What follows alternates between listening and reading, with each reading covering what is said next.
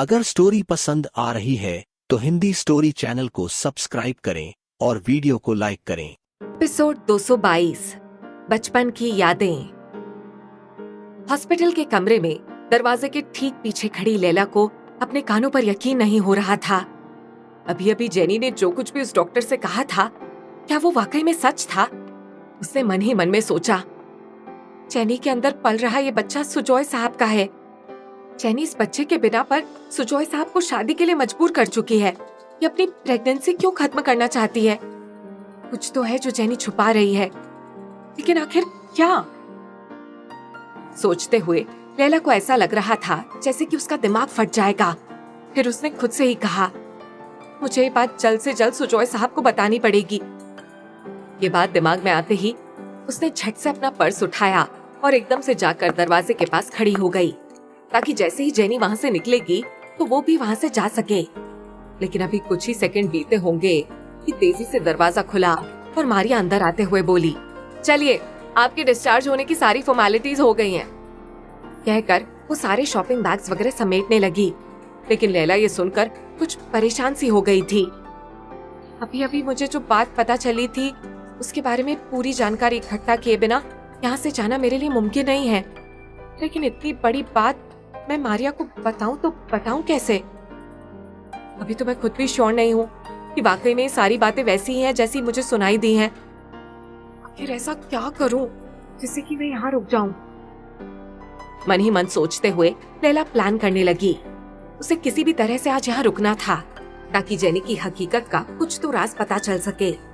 अभी वो सोच ही रही थी कि तभी डॉक्टर ने आकर कहा, मिस लैला, आप बिल्कुल ठीक हैं, इसलिए आप बेफिक्र होकर घर जा सकती हैं।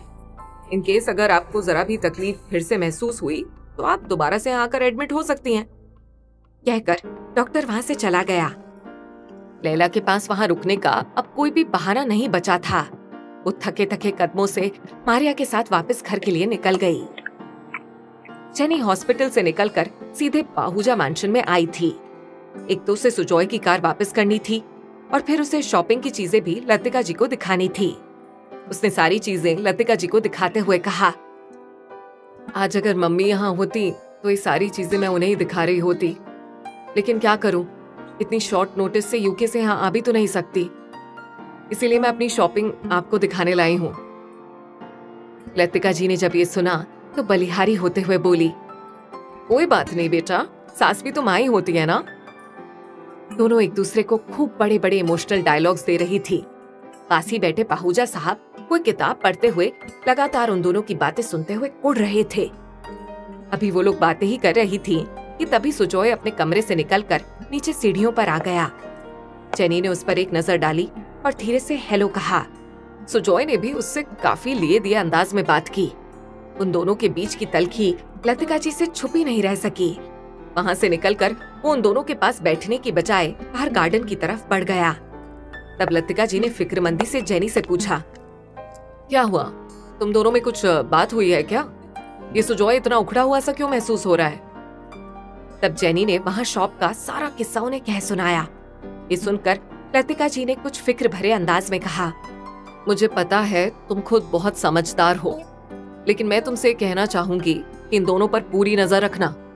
पति पत्नी के बीच में जो बातें हम नॉर्मल में ही नजरअंदाज कर देते हैं, वही बात किसी तीसरे की उनकी जिंदगी में आने का कारण बन जाती है। और ये लड़की लैला मोहिनी है, मोहिनी। इसलिए बेहतर है कि तुम इन सब बातों का खास ख्याल रखो। जेनी ने कुछ सोचते हुए हाँ में सिर हिला दिया। जेनी जब वहां से चली गई तो लतिका जी ने पाहुजा साहब की तरफ देखा। वो अब भी वहीं हॉल में बैठे कोई किताब पढ़ रहे थे। उन्हें इस तरह खोए हुए अंदाज में किताब पढ़ते हुए देखकर लतिका जी ने कुछ चिढ़ते हुए कहा, एक दिन बाद घर में बेटे की शादी है, लेकिन आपका एक काम देखकर कोई नहीं कह सकता कि आपके बेटे की शादी है। मुझे तो समझ में नहीं आ रहा कि आप इस तरह क्यों कर रहे हैं। ऐसा लगता है जैसे इस शादी से आपको एक रत्ती बराबर की भी खुशी नहीं है। उनकी बातें सुनकर पाहुजा साहब ने हाथ में थमी हुई किताब वापस सेंटर टेबल पर रखी और एक गहरी सांस लेते हुए बोले, सच पूछो तो जबरदस्ती की शादी से तुम्हें भी कोई खुशी नहीं होनी चाहिए लतिका, लेकिन तुम खुश हो, ये तुम्हारा पार्ट है। लेकिन अपने बेटे का मुरझाया हुआ चेहरा देखकर मुझे अभी ना तो कोई शादी में इंटरेस्ट है और ना ही शादी की तैयारियों में। हाँ तुम फ्री हो, तुम जो चाहे कर सकती हो। आफ्टर ऑल बहू तुम्हारे पसंद की जो आ रही है। लतिका जी को उनकी बातें सुनकर गुस्सा तो बहुत आया, लेकिन वो अभी कुछ और बोलकर अपना मूड खराब नहीं करना चाहती थी। उन्होंने सामने टेबल से कॉर्डलेस उठाया और एक एक करके सभी जरूरत की चीजों के लिए अलग अलग लोगों को कॉल करने लगी, जबकि बाहूजा साहब वहाँ से उठकर अपने कमरे में चले गए। अपने कमरे के एक कॉर्नर में बने छोटे से मंदिर के सामने आकर वो ठहर से गए। कृष्ण जी की मूर्ति के सामने खड़े होकर उन्होंने हाथ जोड़े और फिर आंखें मूंद कर कहा, मुझे पता है भगवान जी, आपकी लीला अपरंपार है। अरे लोग कहते हैं कि आपके हर काम में कोई ना कोई भलाई जरूर होती है। अब मैं इस मामले की भलाई तो समझ नहीं पा रहा हूँ, लेकिन इतना जरूर जानता हूँ कि जो कुछ भी है मुझे अंदर से ठीक नहीं लग रहा। और मेरी सबसे बड़ी मजबूरी ये है कि मैं इन सब चीजों को रोक भी नहीं पा रहा हूँ। अब ऐसे में सिर्फ आपका ही आसरा है प्रभु। कोई जादू चलाओ कि ये सब जो कुछ भी हो रहा है यहीं पर रुक जाए। मैं अपने बेटे की जिंदगी ऐसे बर्बाद होता हुआ नहीं देख सकता भगवान, कोई तो जादू चलाओ। कहते हुए उनकी आंखों में आंसू थे। उन्होंने प्रार्थना के बाद जब आंखें खोलकर देखा तो ऐसा लगा जैसे कृष्ण जी की मूर्ति सब कुछ सुन रही हो और मंद मंद मुस्कुरा रही हो। लैला हॉस्पिटल से घर आकर भी अब तक जेनी के बारे में ही सोचे जा रही थी। अगर वाकई जेनी की प्रेगनेंसी में कोई झोल है तो सुजॉय साहब को ये बात पता चलनी चाहिए। जिस बात के लिए वो खुद को मुजरिम बनाकर जिंदगी भर का फैसला लेने जा रहे हैं, वो बात कोई सच नहीं बल्कि जेनी की कोई साजिश है। ये ख्याल आते ही उसने फोन उठाकर सुजॉय को कॉल लगाना चाहा, लेकिन तभी जैसे उसके मन में ख्याल आया, रुक जा लैला, तू जो कुछ करने जा रही है ना वो कोई छोटी मोटी बात नहीं है। अगर गलती से भी जो तू सोच रही है वो सच नहीं हुआ तो सुजॉय साहब क्या सोचेंगे? उन्हें तो यही लगेगा ना कि तूने ये सब कुछ अपनी वजह से किया है। ये ख्याल आते ही लैला ने फौरन फोन वापस रख दिया और फिर एक गहरी सांस लेकर खुद से बोली, हे भगवान, तूने मुझे किस उलझन में फंसा दिया है। ना मैं किसी से कुछ कह सकती हूँ, ना कोई मेरी इस बात को समझ सकेगा। लैला ने ये बात सोचते हुए सारी रात बेचैनी से गुजार दी।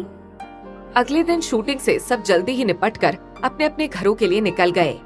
लैला भी घर आकर तैयार होने लगी थी, लेकिन उसका दिमाग बस किसी भी तरह से जेनी का राज जानने का आइडिया सोच रहा था। तेरे पास सिर्फ आज का ही वक्त बचा है लैला, कल संडे है और कल ही सुजॉय साहब की शादी भी है। तुझे जो कुछ भी करना है बस आज ही करना है। कुछ तो सोच लैला, कुछ तो ध्यान लगा कि किस तरह से गुत्थी सुलझे। हर तरह से दिमाग के घोड़े दौड़ाती हुई लैला अशोक के यहाँ पहुंच चुकी थी। लैला को ये देखकर सुकून मिला कि वहाँ फिल्म के कुछ क्रू मेंबर्स के अलावा इक्का दुक्का मेहमान ही बाहर के थे। रिंकी को जैसे ही पता चला कि लैला आई है तो वो एकदम से तेजी से उसके पास आई और उसे भींचकर गले से लगाते हुए बोली, ओ लैला, मुझे पता था तुम जरूर आओगी। मैं बता नहीं सकती कि तुम्हारे आने से मुझे कितनी खुशी मिली है। उसे देखकर बेहद खुश दिली से वेलकम कर रही थी, जबकि लैला रिंकी का इतने मान से मिलना देखकर खुद में काफी शर्मिंदा हो रही थी। उसका ज़मीर उसे धिक्कार रहा था। देख रही हो लैला कि वो लड़की है जिसने अब तक बचपन की सखी की सारी याद संजो कर रखी है, और एक तुम हो जो इसे पहचानने से इसके सामने इनकार कर रही हो। ये सोचते हुए लैला का मन कुछ भारी सा हो गया। उसके साथ आती हुई मारिया ने जब उसे इस तरह सोच में डूबे हुए देखा तो कुछ परेशान होते हुए बोली, क्या हुआ मैम, आप इतनी टेंशन में क्यों दिख रही हैं? इनफैक्ट मैं कल से आपको नोटिस कर रही हूँ। जब से आप हॉस्पिटल से आई हैं तब से ऐसा लग रहा है कि कुछ ज्यादा ही टेंशन में है। अगर कोई बात है तो आप मुझे बता सकती है ना मैम? मारिया को अपने लिए ऐसे फिक्रमंद देखकर लैला ने हल्की सी स्माइल देते हुए कहा, बस तबीयत कुछ भारी सी लग रही है मारिया, और कोई बात नहीं है। मारिया ने तबीयत का सुनकर जल्दी से पूछा, अगर तबीयत कुछ ज्यादा खराब लग रही है तो हम हॉस्पिटल चल सकते हैं। याद है ना, डॉक्टर ने कहा था कि अगर थोड़ी भी तबीयत बिगड़ी हुई सी महसूस हो तो हॉस्पिटल चले आना। मारिया की इस बात ने जैसे लैला के दिमाग की खिड़कियां खोल दी। उसने चौंकते हुए सोचा, मैं क्यों इतनी देर से परेशान हो रही थी, जबकि मेरे पास हॉस्पिटल जाकर सच्चाई का पता लगाने का ऑप्शन बाकी है। बस किसी तरह से हॉस्पिटल पहुंच जाऊं। मुझे पूरा यकीन है कि वहां पहुंचकर मैं जेनी के उस राज के बारे में कुछ ना कुछ तो पता जरूर लगा लूंगी। ये सोचते हुए लैला के चेहरे पर एक इत्मीनान सा बिखर गया, लेकिन उसने अगर स्टोरी पसंद आ रही है तो हिंदी स्टोरी चैनल को सब्सक्राइब करें और वीडियो को लाइक करें। अपना चेहरा उसी तरह बोझिल बनाए हुए मारिया से कहा, देखती हूँ, अगर ज्यादा परेशानी लगेगी तो यहाँ से ही हॉस्पिटल चले जाएंगे। मुझे भी लगता है एक दिन मैं डॉक्टर के ऑब्जर्वेशन में रहूंगी तो शायद तबीयत कुछ ठीक लगने लगे। मारिया ने उसकी बात पर हामी भरते हुए कहा, ठीक है, मैं यहीं पर हूँ। अगर आपको थोड़ी सी भी तबीयत गड़बड़ लगे ना मैम, तो जल्दी बताइएगा। लैला ने हाँ कहा और हॉल में चली आई। रिंकी की खुशदिली देखकर लैला को ऐसी शर्मिंदगी हुई कि उसने तय कर लिया था कि वो आज रिंकी के बर्थडे के मौके पर अच्छे से उसके साथ एंजॉय करेगी। यही वजह था कि वो बिल्कुल उसके साथ ही थी। कुछ ही देर में डिनर के बाद अशोक ने हॉल के बीचों बीच रखा म्यूजिक सिस्टम प्ले कर दिया। पूरा हॉल एक से बढ़कर एक गाने से गूंजने लगा था। इस बीच अशोक ने अनाउंस करते हुए कहा, अब हम इस शाम को और भी खूबसूरत बना रहे हैं। यहाँ रखे बोल में रखी पर्चियों में सभी गेस्ट के नाम लिखे हैं। मैं एक बार में 2 पर्चियां निकालूंगा। अब जिन 2 लोगों का नाम साथ में निकलेगा, उन्हें यहाँ स्टेज पर आकर प्ले हो रहे सॉन्ग पर डांस करना है। अशोक के इस अनाउंसमेंट पर सभी ने क्लैपिंग करते हुए जोर की हूटिंग की। कुछ ही देर में मेन गेम शुरू हो गया और वहाँ मौजूद सभी गेस्ट जोड़े में आकर 2-3 मिनट तक डांस करके जाने लगे। अशोक लगातार माइक संभाले सबका नाम पुकारते जा रहा था। डांस कर रहे जोड़े के फिनिश करते ही उसने एक बार फिर से बोल में हाथ डाला और 2 पर्चियां निकालकर नाम पढ़ते हुए बोला, तो हमारी अगली जोड़ी है miss Laila and none other than the birthday girl, my sweetheart Rinki. Laila अपना और रिंकी का नाम सुनकर मुस्कुराते हुए अपनी जगह से उठी और स्टेज पर आ गई। दूसरी तरफ से रिंकी भी स्टेज पर आ गई। लैला ने अपनी साड़ी का पल्लू अपने कमर में डालते हुए अशोक को म्यूजिक स्टार्ट करने का इशारा किया। अशोक ने प्ले का बटन दाबा और गाना शुरू हो गया। तो से नैना लागे रे। गाने के बोल सुनते ही लैला ने खुश होकर रिंकी की तरफ चौंकते हुए देखा और जैसे उन पलों में खो सी गई। ये वही गाना था जिस पर बचपन में दोनों सहेलियां खूब डांस किया करती थीं। उस गाने का ऐसा असर था कि बरसों पहले इस गाने पर किया गया सिग्नेचर स्टेप दोनों ही फॉलो करते हुए डांस करने लगी थीं। अशोक ने उन दोनों का जोश देखकर इस सॉन्ग को पूरा प्ले होने दिया। गाने के आखिरी बोल पर जब लैला और रिंकी दोनों ने एकदम सिंक में रहकर एक स्टेप किया तो वहाँ मौजूद सारे ही लोग चौंक से गए। स्टेप ऐसा था कि बगैर पहले की प्रैक्टिस किए दोनों का साथ में करना मुश्किल था। और यही वो पल था जब रिंकी ने उसकी आंखों में झांका। लैला को अपने बचपन की यादों ने ऐसा घेर लिया था कि वो जैसे एकदम भूल ही गई थी कि वो लाली नहीं है, लैला है, और उसे ये बात रिंकी से छुपानी थी। लेकिन अब बहुत देर हो गई थी। रिंकी ने उसकी आंखों में झांकते हुए बचपन की यादों का सारा अक्स देख लिया था। सबकी क्लैपिंग के बाद जैसे ही लैला को इस बात का होश आया, दम से चौंक सी गई। हे भगवान, ये मैंने क्या कर दिया? इस गाने पर ऐसे डांस करके और वो भी सिग्नेचर स्टेप करके मैंने तो अब रिंकी के शक की कोई गुंजाइश ही नहीं छोड़ी। वो मन ही मन में सोचते हुए वहाँ से निकलकर एकदम से बाहर बरामदे में निकल आई। उसका दिल तेजी से धड़कने लगा था। क्या रिंकी लैला की पहचान करने के बाद कर देगी उसकी पहचान सबके सामने उजागर? हिंदी स्टोरी चैनल को सब्सक्राइब करें।